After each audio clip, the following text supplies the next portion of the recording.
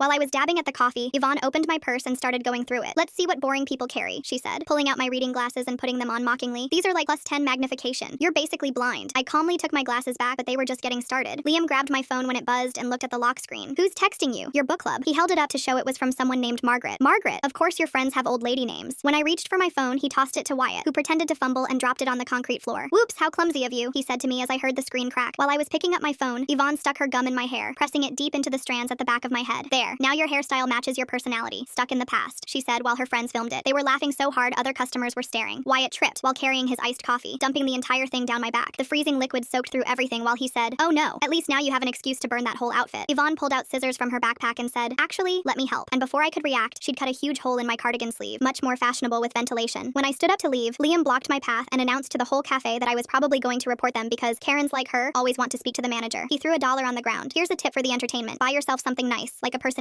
Yvonne started chanting, car N, and soon they had other kids joining in. As I finally made it to the door, Yvonne followed me out and shoved me hard from behind, making me stumble into the parking lot. "Run along to your boring job," she called out. "I bet you're a secretary or something equally worthless. My dad owns half this town and could buy and sell people like you." She spit at my feet before going back inside to her friends, all of them watching through the window and laughing as I walked toward the school. An hour later, I stood backstage at the assembly in my suit, the gum cut out of my hair leaving an obvious chunk missing, coffee stains still visible on my shirt underneath. The vice principal was at the microphone saying, "Please welcome your new principal, Ms. Turner," and I walked onto the stage. I scanned the crowd and found them immediately in the third row. They were frozen with their mouths hanging open like they'd just seen a ghost. I let the silence stretch for 10 more seconds, watching Yvonne's face drain of all color while Liam started sweating through his shirt.